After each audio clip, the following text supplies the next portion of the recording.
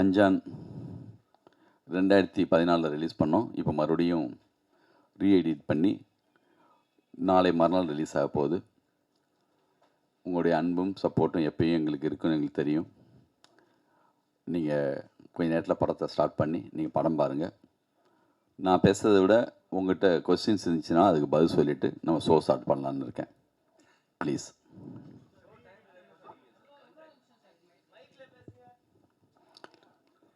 யார் கேள்வி கேட்குறாங்களா? மைக் கொடுங்க அவங்ககிட்ட.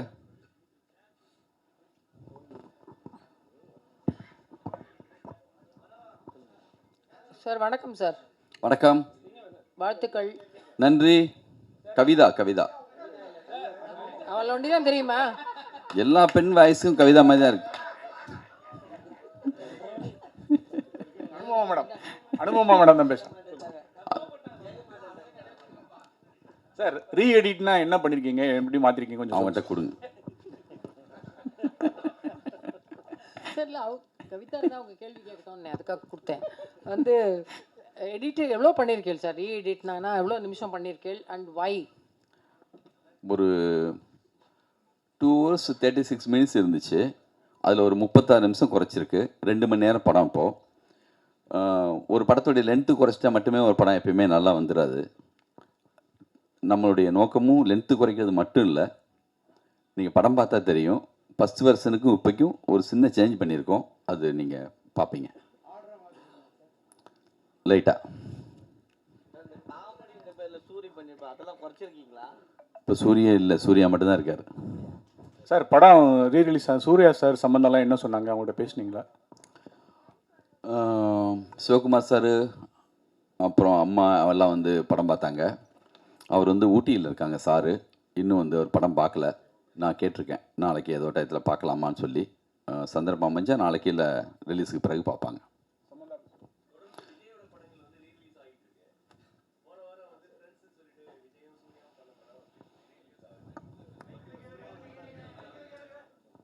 அந்த கேள்வியை நானே சொல்லிட்டுமா? மைக்கில் சொல்ல சொல்கிறாங்க. இன்னும் 2 மைக் வச்சுக்கலாமே. ஒன்று தான் இருக்கா? இல்லை, விஜயோட படங்கள் தொடர்ந்து ரீரிலீஸ் ஆகிட்டு இருக்கு. போன வாரம் வந்து விஜயும் சூர்யாவும் நடித்து ஃப்ரெண்ட்ஸ் படமும் ரீரிலீஸ் ஆகுது. இந்த வாரத்துலேருந்து நீங்கள் சூர்யாவோட படத்தை ஆரம்பித்து வைக்கிறீங்க. ஸோ ஒருவேளை 2 பேரும் கூட்டணி அரசியலில் இறங்குறதுக்கு வாய்ப்பு இருக்கா சேர்ந்து? அதுக்கு நீங்கள் பிள்ளையார் சொல்லி மாதிரி போடுறீங்களா? அஞ்சானை பற்றி பேசலாமா?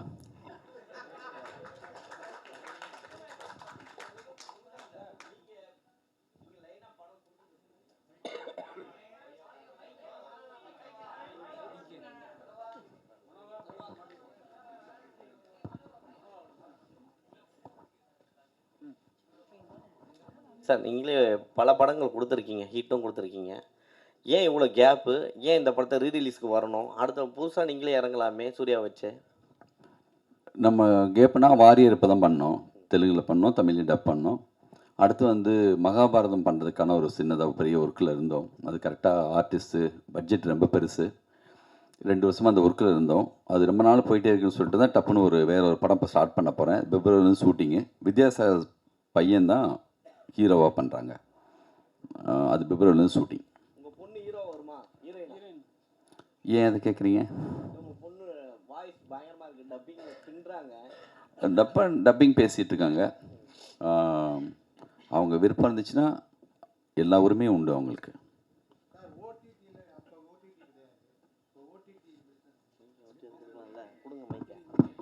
இது தேட்ரிக்கல் தான் சார் ஃபஸ்ட்டு. அப்புறம் வந்து நம்ம ஆல்ரெடி ஓடிடி யார் வாங்கினாங்களோ அவங்க விரும்பினா இந்த வருஷனையும் மறுபடியும் போடலாம். Sir good evening sir. வணக்கம். ஆனந்தம் ரன் இந்த மாதிரிலாம் வந்து ஒரு சொசைட்டிக்கு ஏதோ ஒரு யூஸ்ஃபுல்லாக ஒரு ஸ்டோரி வருது சார். சூர்யா சார் இந்த படங்களுக்கு அப்புறமே வந்து வக்கீல் ரோலு, போலீஸ் ரோலு, இப்போ ப்ரெசண்ட்டாக இப்போ வக்கீல் ரோலாம் நடிச்சிட்ருக்கார் சார். இது வந்து ஒரு கேங்ஸ்டர் படத்தை இவ்வளோ வருஷம் கழிச்சு ரீரிலீஸ் பண்ணுறீங்களே சார். நீங்கள் வேறு மாதிரி ஒரு ஸ்டோரி எடுத்து பண்ணணுன்னு திங்கிங் இருந்துச்சு சார். கேங்ஸ்டர் படத்தை ரிலீஸ் பண்ணுறதுக்கு அவர் என்ன சொன்னார் சார்? சினிமாவில் ஒரு பெப்பியான ஒரு மூடான ஒரு நான் விரும்புகிற மாதிரியான ஒரு ஜாலியான ஒரு ஒரு கேங்ஸ்டர்ஸ் படம். நான் படம் பார்த்துட்டு வந்துட்டு தேட்டரில் உட்காந்து படம் பார்த்தப்ப என்ன மாதிரி ஸ்டைலாக ஃபிலிம் பண்ணணும்னு சொல்லி ஒரு ஆசையில் பண்ணுற மாதிரி. எனக்கு வந்து அந்த மாதிரி கதை தோணுதில்லை. தோணுனா எப்போயாவது நம்ம பண்ணுவோம். இது ரீஎடிட் பண்ணுறதுக்கு காரணமே என்னென்னா, உங்களுக்கு தெரியும் 15 வருஷத்துக்கு முன்னாடி இந்த படம் வந்து முதல் முறையாக அதிகமாக ட்ரோல் செய்யப்பட்ட ஒரு படம். சிக்கினது நம்ம தான். ஓகேவா? இப்போது உண்மையாக ரசித்த ஒரு சிலர் இருக்காங்களா, எப்போ பார்த்தாலும் இந்த 11 வருஷத்தில் எங்கேயாவது நான் மீட் பண்ணும்போது, ஏன் சார் அந்த படத்தை இந்த மாதிரி திட்டினாங்க, எனக்கு பிடிக்கும் சார், எனக்கு பிடிக்கும்னே தனித்தனியாக நிறைய பேர் சொல்லியிருக்காங்க. அது மாதிரி சின்ன பையன் இருந்தான்னா, சார் இவன் 5 தடவை பார்த்துருக்கான் சார், என் பையன் உங்கள் படத்தை ஸ்டிக்கை வாயில் வச்சுட்டு இப்படி எடுப்பான் சார், டேய் சொன்னா கல்றா குத்திக்க போராட்டான்னு சொல்லுவேன் சார். நானே இந்த படம் யோசித்தப்போ, நான் சின்ன வயசாக இருந்தப்போ ஒரு படம் பார்த்தா என்ன மனநிலைக்கு பார்ப்பனோ அந்த மனநிலைக்கு தான் அந்த படம் பண்ணது. இது உலகமாக கதை அப்படி புரட்டி போட்ட மாதிரி படம் நினச்சிட்டுலாம் பண்ணல, ஒரு படம் அவ்வளோதான். ஆனால் சூர்யா ஃபேன்ஸுக்கு நேற்று அவங்களோட மீட் பண்ணேன். நான் என்னென்னலாம் நினச்சி பண்ணணும் அது எல்லாமே அவங்களுக்கு கனெக்ட் ஆகியிருந்திருக்கு. ஒரு ஹீரோவாக அவர் எப்படிலாம் வரணும்னு ஆசைப்பட்டாங்களோ அது இருந்திருக்கு. ரியலாக எனக்கு பிடிச்சது சார் சொன்னாங்க அவங்க, அந்த குட்டி பசங்க 11 வருஷம் கழிச்சு அவங்க உண்மையாக ரியலாக ரசித்த சூர்யா ஃபேன்ஸு இவங்களுக்கெல்லாம் தான் இந்த படம். எங்கள் திருப்திக்காகவும் அந்த காலகட்டத்தில் திருப்பதி பிரதர்ஸில் போஸ் மாதிரி ஒரு ப்ரொடியூசர் இல்லைன்னா இவ்வளோ பெரிய பட்ஜெட்டில் அப்போ படம் பண்ணியிருக்க முடியாது. மிகப்பெரிய பட்ஜெட் அப்போ சூர்யா சாருக்கு. பாம்பேயில் மட்டுமே 120 நாள் ஷூட்டிங், கோவா பாம்பேலாம் சேர்த்து. அப்படி ஒத்துக்கிட்டு கண்டினியூவாக அப்போ திருப்பதி பிரதர்ஸ் உங்களுக்கு தெரியும், சின்ன படம் பெரிய படம்னு சொல்லி கோலி சோடா, மஞ்சப்பை, வழக்கியன், சதுரங்க வேட்டை, கும்கி, கண்டினியூவாக அதே காலகட்டத்தில் வந்து ரஜினி முருகன், எத்தனை படம், வேட்டை, அப்படி இருந்த ஒரு கம்பெனி ஒரு தொடர் வெற்றி கூட என்னென்னா ஒரு விதமான ஒரு கோபம், ஒரு வெறுப்பு, ஒரு பொறாமை, இது எல்லாத்தையும் கூட ஏற்படுத்தும். அதையும் தாண்டி நம்ம மேலே வந்து பேரன்போடு இருக்கிற ஒரு சிலர் இருக்காங்க. நம்மளுடைய அன்பு, எனர்ஜி, உழைப்பு இதெல்லாம் வச்சு அதெல்லாம் நம்ம முறியடிக்கிறதுக்கான ஒரு ஒர்க்கு தான் நம்ம பண்ணிகிட்டே போகணும். நான் நம்மளை அப்படி அடித்தவங்க இப்போ தயவுதாட்சியமே இல்லாமல் எல்லாருமேலேயும் அது இருக்குது. உன்னை விட நான் எவ்வளோ பெரிய கெட்ட வார்த்தை பயன்படுத்துகிற ரேஞ்சுக்கு ஆகிட்டாங்க. எனக்கு பயமே இல்லை. இப்போது என்ன தெரியுமா, 11 வருஷத்துக்கு முன்னாடி இதை விட பெரிய கெட்ட வார்த்தை என்ன புதுசாக பயன்படுத்த போகிறதில்ல. இப்போ இன்னும் சிலர் வந்து போடுறாங்க, டே நீ மறுபடியும் தோக்குறதுக்கு இன்னொரு தடவை ரிலீஸ் பண்ணுறியான்னு. இது வெற்றி தோல்விக்காகவே நான் யோசிச்சு வரல. இது எங்கள் நாங்கள் விரும்பினோம், நாங்கள் ரொம்ப பிடிச்சி தான் இந்த படத்தை எடுத்தோம். ஒரு படம் நம்ம நினச்ச மாதிரியே 2 மாதிரி மாறலாம், ஆனந்த மாதிரி ஆகலாம், சண்டைக்கோழி மாதிரி ஆகலாம், நம்ம கையில் இல்லை. ஒரு வேலை செய்கிறோம், அது எவ்வளோ லெவலுக்கு போகுதுங்கிறது ஆடியன்ஸ்கிட்ட வந்த பிறகு தான் தெரியும். நீங்கள்லாம் சொன்ன குறைகள், ஆடியன்ஸுக்கிட்டேருந்து வந்த ஃபீட்பேக் எல்லாம் வச்சு ஒரு எடிட் பண்ணியிருக்கேன். ஒரு டைம் பத்தலை, அந்த நேரத்தில் டேட் போட்டாச்சு ஆகஸ்ட் 15ன்னு யூடிவி ஒரு அக்ரிமெண்ட் போட்டு இந்த தேதியில் ரிலீஸ் பண்ணணுன்னு. ஃபஸ்ட் ஹாஃப் செகண்ட் ஹாஃப் சேர்ந்து பார்க்க கூட நேரம் இல்லாமல் இருந்துச்சு. எனக்கு பிடிச்ச மாதிரியான எல்லா நண்பர்களும் இந்த படத்தை போட்டு காட்டினேன். தொடர் வெட்டியில் இருக்கப்ப பிரச்சனை என்னென்னா, இவருக்கு தெரியாததா, இவரே இத்தனை ஹிட்டு கொடுக்குறாரு, அப்படி பேசாமல் போயிடுவாங்க. இது ஒரு மாயான உலகம். தோத்தாளுங்க பிரச்சனை ரொம்ப அதிகமாக சஜஷன் கொடுப்பாங்க. சார் நீங்கள் அசிஸ்டன்ட் டைரக்டர்ஸ்லாம் பழைய ஆட்களை வச்சுக்காங்க சார், மாற்றுங்க சார். இதுவே ஜெயிச்சா அவர் எக்ஸ்பீரியன்ஸான ஆளுங்களாம் வச்சுருக்காங்க சார், அவர் வேறு மாதிரி சார் அப்படிம்பாங்க. கொஞ்சம் கூடுதலாக சொல்லுவாங்க, சார் ட்ரெண்டு மாறி போச்சு சார், நீங்கள் கொஞ்சம் மாறணும் சார்ம்பாங்க. அதனால் இது ஒரு மாதிரியான ஒரு உலகம். நம்ம வெற்றி தோல்விக்காகலாம் இந்த படத்தை வந்து சவால் விடுறதுக்காக இந்த படத்தை மறுபடியும் ரிலீஸ் பண்ணல. இது வரைக்கும் கேட்ட எல்லா முக்கியமான விஷயங்களை வச்சுட்டு நல்ல டைம் இருந்துச்சு. நம்ம நினச்சப்போ எடிட் பண்ணலாம், கீழே எடிட் ஷூட் இருந்துச்சு. போஸ் சார் ரொம்ப விரும்பினார். நம்ம கம்பெனியில் இருக்கிற கனகு, வெங்கடேஷ், என் அசிஸ்டன்ஸ் பிரபு, அப்புறம் வந்து விஷ்ணு, சக்கரை எங்கள் மேனேஜர் எல்லாமே அப்பப்போ என்னை கூப்பிடுவாங்க, இந்த மாதிரி ஒன்று எடிட் பண்ணியிருக்கோம் பாருங்கன்னு. இது பெரிய ப்ராசஸ், 2 வருஷமாக நடந்துச்சு. அதுக்கப்புறம் ஆண்டனி வந்து பார்த்தாரு, அவரும் சின்னதாக ஒரு இது பண்ணார். இவங்க ஃபேன்ஸுக்கெல்லாம் போட்டோம். எப்பயும் போல் எல்லோரும் சொன்ன மாதிரி எங்களுக்கு என்ன சார் இப்போ போடுறது, எனக்கு அப்போவே பிடிச்சி தான் சார் இருந்துச்சு சொல்லிட்டு அவங்க ஃபேன்ஸ் வந்து பார்த்தாங்க. அவங்களுக்கு இப்போயும் பிடிச்சிருக்குன்னு சொல்கிறாங்க. பார்க்கலாம். இதுக்கப்புறம் உங்கள்கிட்ட நான் இந்த பொறுப்பை படைக்கிறேன். நீங்கள் படம் பாருங்கள், நிச்சயமாக உங்களுக்கு பிடிக்கும்னு நம்புகிறேன். நீங்கள் தான் இன்னும் சரியாக எடுத்துகிட்டு போகணும் இதை. நன்றி சார். எனக்கு அப்பவும் பிடிச்சிருந்தது. எனக்கு கூட நீங்கள் சொன்ன மாதிரி அந்த ட்ரோல் தான் இந்த படம் அப்போ அந்த அளவுக்கு ஜெயிக்காமல் போனதுக்கு காரணமோன்னு ஒரு சந்தேகம் இப்போ வருது நீங்கள் சொல்கிறப்போ. ஏன்னா அவ்வளோ நல்லா இருந்தது. நான் இப்போ ஒரு டெய்லி பேப்பரில் ரிவ்யூ எழுதுனா அவ்வளோ பிரமாதமாக இருந்தது. இப்போது ஒருவேளை இப்போ இந்த 36 நிமிஷம் குறைச்சி இப்போ ஹிட் ஆச்சுன்னா அஞ்சான் பார்ட் 2 வருமா?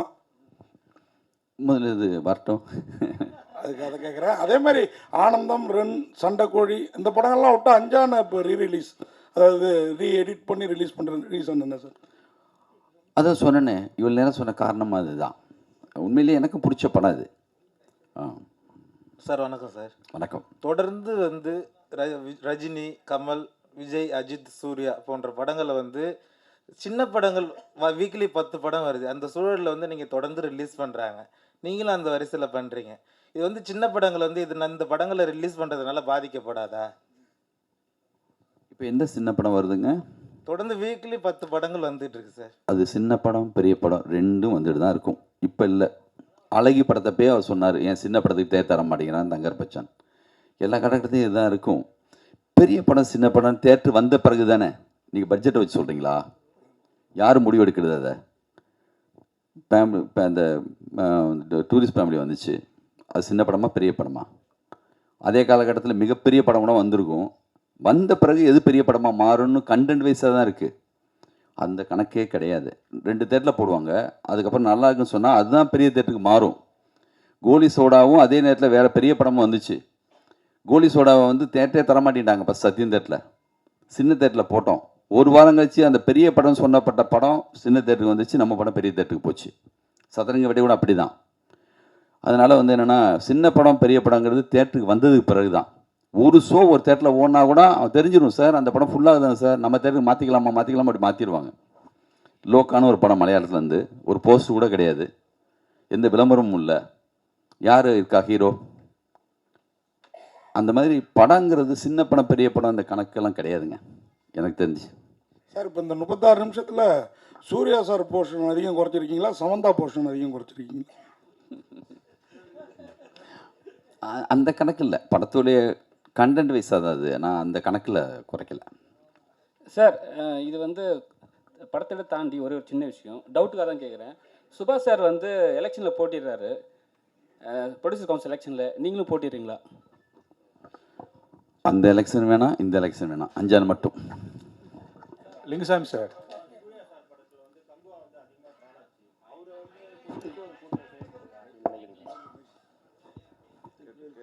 அஞ்சானுக்கு பிறகு வந்து கங்குவா தான் அதிகமாக ட்ரால் ஆச்சு சார். அதனால சூர்யா சாரை வந்து டார்கெட் பண்ணி ஒரு குரூப் இருக்கு அப்படி. அப்படி எனக்கு பர்டிகுலராக சொல்ல தெரியல. ஒரு மிக சரியான படம் வந்தால் நான் பர்சனலாக சொல்கிறேன், நான் இந்த படம் இல்லாமல் டார்கெட் பண்ணி ட்ரோல் பண்ண படமாக அந்த நேரத்தில் ரன்னு வந்துருந்துச்சுன்னா, சண்டைக்கோழி வந்துருந்துச்சுன்னா, இவங்க என்ன பண்ணாலும் படத்தை நிறுத்தியிருக்க முடியுமா? ஜனங்க பார்த்துட்டே தான் இருந்திருப்பாங்க. நம்மளும் சின்னதாக மிஸ்டேக் பண்ணியிருக்கோம், நான் அதை 100% ஒத்துக்கிறேன். அதில் 100% மிக சரியான படத்தை நான் பண்ணிவிட்டு அதை வந்து எல்லாருமே திட்டாங்க அப்படி பழி போட நான் விரும்பலை. நம்ம சைட்லேயும் மிஸ்டேக் இருக்குது. அந்த மிஸ்டேக்கை அவங்க கண்டுபிடிச்சி இந்த பாருங்கள் அது சொல்லி பர்சனலாக எடுத்துகிட்டு போய் அவங்களுக்கு ஒரு சந்தோஷம் வேணும்ல. ஒரு ஆள் தொடர்ந்து ஜெயிக்கும்போது அவங்களால என்ன பண்ண முடியும், பாவம். அதனால் வந்து நானும் தப்பு பண்ணியிருக்கேன், அந்த தப்பை பல மடங்காக அவங்களும் ஆக்கிட்டாங்க. இப்போ அப்போது நம்மளை மட்டும் நினச்சோம், பேசாமல் ஒதுங்கி எல்லாமே வந்து யாரும் எதுவும் பண்ண முடியாது. எனக்கு சப்போர்ட்டாக வந்து வெங்கட் பிரபு கூட திட்டு வந்துச்சு. அப்போது இந்த மாதிரி காலகட்டத்தில் எனக்கு பிடிச்ச மிக முக்கியமான டைரக்டரை அப்படி அடிக்கும்போது கூட நானும் உள்ளே போய் எந்த சப்போர்ட் பண்ண முடியாது. ஏன்னா முகம் தெரியாதவங்களோட எப்படி சண்டை போடுறது. இப்போது மணிரத்னம் படம், சங்கர் சார் படம் எவ்வளோ பெரிய வேலை செஞ்சுருந்தாலுமே இதை சிக்காதவங்களே இல்லை. எல்லாருடைய மரியாதையையும் ஒன்றும் இல்லாமல் ஆக்கணும், இன்னும் இன்னும் இன்னும் பெரிய வார்த்தைகளை பயன்படுத்தணும் அப்படின்னு நினைக்கிறாங்க. இந்த நெகட்டிவிட்டி வந்து தயவு செஞ்சு சினிமா இருந்தால் தான் நம்ம எல்லோரும் இருக்க முடியும். ஒரு எஸ்பிலிம்ஸ் சங்கர் சார் இருக்கும்போது அவ்வளோ நியூ டேரக்டர்ஸ் இன்ட்ரடியூஸ் பண்ணார். திருப்பதி பேஸ் இருந்தால் தான் ஒரு கோலி சோடா வழக்கேன் மாதிரி படங்கள் வரும். மெட்ராஸ் டாக்ஸ் இருந்தால் அவர் கொஞ்சம் படங்கள் பண்ணுவார். நல்ல சரியான மனநிலையில் இருக்கிற, சரியாக சினிமாவை நேசிக்கிற அவங்க இங்கே இருக்கணும் கண்டிப்பாக. எல்லா படமும் நல்ல படம்னு உலகம் மொத்தம் எந்த டேரக்டருமே எடுத்ததில்லை. நம்ம ஒரு ட்ரை பண்ணுறோம், ஒரு முயற்சி எடுக்கிறோம். நல்ல படம் எடுக்கக்கூடாதுன்னு நினச்சி யாரும் எடுப்போமா? இந்த வேலையை மட்டும் ஸ்கிரிப்டு சொல்லாமல் காசுக்காகவோ பணத்துக்காகவோ ஒரு நிமிஷம் கூட ஒரு ஷாட் கூட யாராலையும் எடுக்கவே முடியாதுங்க. நாங்களே ஏமாந்துடுறோங்க. உங்களை ஏமாத்துறதுக்காக படம் எடுக்கிறது இல்லை. ஒரு டயத்துக்கு பிறகு எனக்கே படம் போட்டு பார்க்கும்போது தெரியும். அதனால் வந்து என்னென்னா நம்ம கையில் அது இல்லை. அது ஒரு மேஜிக். அது அமைஞ்சு அப்படியெல்லாம் வரணும். அப்படி வர்ற படங்கள் வந்து 100% போயிடுது. இந்த மாதிரி சில படங்கள் வந்து அப்படி ஆகுது. பார்க்கலாம். இந்த வாட்டி ரிலீஸ் பண்ணுறோம்ல, இது ஒரு அனுபவம். இது வெற்றி தோல்வியெல்லாம் தாண்டி அந்த நான் சொன்ன அந்த லிஸ்ட்டில் இருக்கிற அவங்களுக்காக அந்த படம் அதான். சார்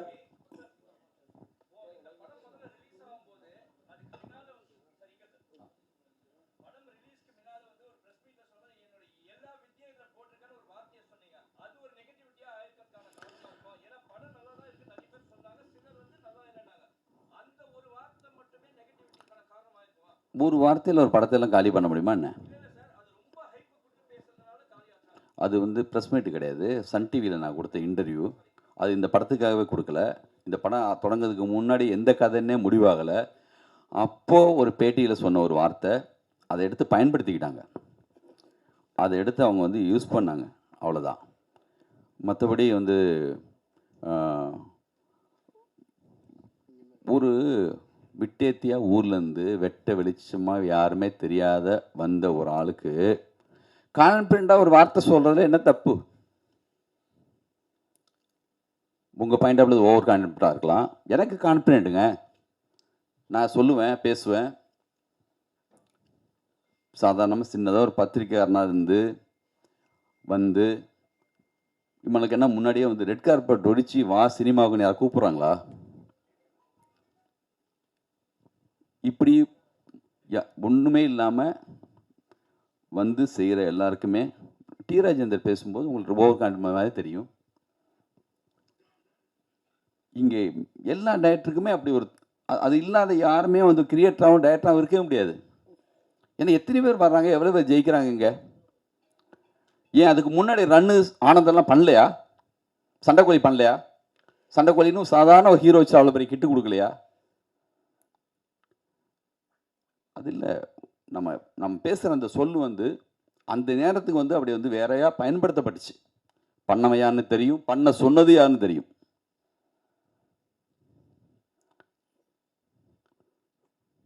சார் சார் இங்கே சார் இங்கே சார் ஒரு தடவை எடிட்டர் மோகன்கிட்ட இன்டர்வியூ பண்ணும்போது சொன்னார் சார், அவர் அதிசய பறவைகள்னு ஒரு படத்தை நான் ரிலீஸ் பண்ணேன். அது வந்து சரியாக போகலை. உடனே இன்டர்வலுக்கு அப்புறம் உள்ளது முன்னாடி போட்டு இன்டர்வலுக்கு அப்புறம் பின்னாடி போட்டேன், ஆர்டரை மாற்றினேன். அதனால் அது சக்ஸஸாக போய் கலெக்ஷனில் ரொம்ப சூப்பராக போச்சுன்னு சொல்லியிருந்தேன். அதே மாதிரி அந்த ஜிம்கான வேலையை இதில் பண்ணியிருக்கலாம் சார். நீங்கள் பாருங்கள், இவரை நான் மறக்கவே முடியாது என் லைஃப்பில். இவரை மறக்கவே மாட்டேன் என் லைஃப்பில்.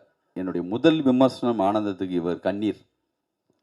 இவர் தாரதாரையாக இவர்கிட்ட வந்து பொங்கி அழுத கண்ணீரை வந்து நான் வந்து நம்ம நடிகர் சங்கத்தில் இருக்கிற தியேட்டரில் நானும் இந்த படம் என்ன செய்ய போகுதுங்கிற ஆர்வத்தோட அந்த படத்தை அப்போல்லாம் வெற்றி தோல்வியை பற்றி நான் கவலையே பட்டது இல்லை. ஒரு படம் பண்ணுறோம், என்னோடய உணர்வுகளை சொல்கிறேன், அந்த மூடோடு தான் நான் அந்த படத்தை எடுத்தேன். அந்த படத்துக்காக போய் உள்ளே உட்காந்து பார்த்துட்டு இருக்கும்போது சைடில் திரும்பி பார்க்குறேன், இவர் தேம்பி தேம்பி அழுதுட்டுருக்கார்.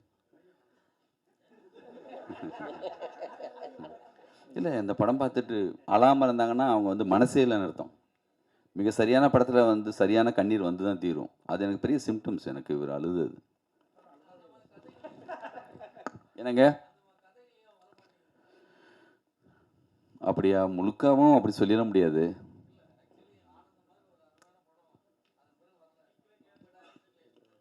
என் டைரக்ஷனில் வரல, அதை சொல்லுங்க, ஒத்துக்கிறேன். பண்ணுவோம், பார்ப்போம். லிங்குசாமி சார், ரீ ரிலீஸ் எல்லாமே போடுவாங்க. நீங்கள் இப்போ சமீபமாக எடிட்டிங் ஏதாவது கற்றுட்ருக்கீங்களா? ஏன்னா எடிட்னு சொல்லி ஒரு ஸ்டார்லாம் கொடுத்துருக்கீங்க பேனர்லேயே.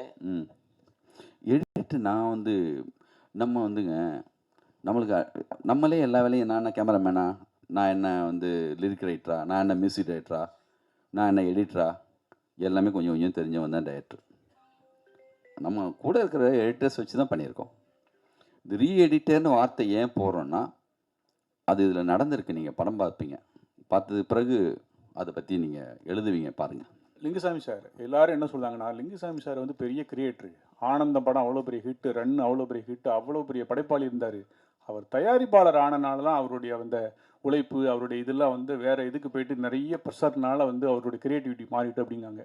நீங்கள் தயாரிப்பாளர் ஆனதுக்காக ஃபீல் பண்ணுவீங்களா? அது உங்கள் வாழ்க்கையில் சினிமா வாழ்க்கையில் பாதிப்பு ஏற்படுத்துதா? என்னமோ டைரக்டராக இருந்து நான் மட்டுமே ப்ரொடியூசரான மாதிரி கேட்குறீங்க. ஏவிஎம் ஐயப்ப செட்டியாரே ஃபஸ்ட்டு டைரக்டர், அப்புறம் தான் ப்ரொடியூசர்.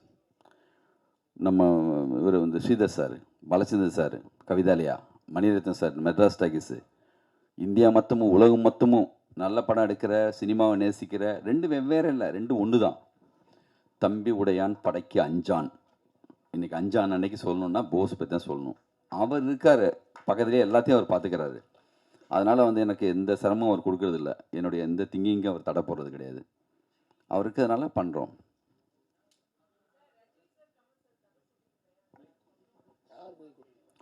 ரஜினி சார் நானா? நான் எங்கே சொன்னேன்?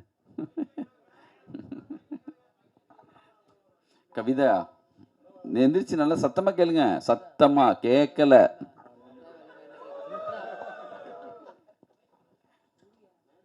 பேசுங்க. சரி, படம் போடணும், இதோட கடைசியாக வச்சுக்கலாமா கொஸ்டின் ப்ளீஸ்? சார், நீங்கள் வந்து ரஜினி சாருக்கும் கமல் சாருக்கும் கதை சொல்ல போகிறதா ஒரு தகவல் இருந்துச்சு. அவங்கள வச்சு படம் பண்ண போகிறத பற்றி உங்களுடைய கருத்து என்ன? இப்போ வரக்கூடிய யங் டைரக்டர்ஸ் பார்க்கும்போது என்ன தோணுது உங்களுக்கு? அது யார் சொன்னது நான் அவங்க 2 பேருக்கு கதை சொல்ல போகிறேன்னு? ரஜினி சாரே சொன்னாரா? தேவாவே சொன்னாரா? இல்லை, அப்படி கதை என்கிட்ட இருந்தால் கண்டிப்பாக நானும் போய் சொல்லுவேன். அதை பற்றி ஒன்றும் இல்லை. அப்படி ஒரு ஸ்கிரிப்ட் என்கிட்ட இல்லை. புதுசாக வந்தவங்க நிறைய பேர் நல்லா பண்ணுறாங்க. அற்புதமாக போயிட்டுருக்கு. தேங்க்யூ. என்ன படங்க? அஜித்தோட ஜி படம் ரிலீஸ் பண்ணுவீங்களான்னு கேட்குறாரு. அது யார் கேட்குறது? அது உங்களுக்கு பிடிச்ச படமா? நாளைக்கு தான் அட்டகாசம் வருதுல்ல, அதை பாருங்க.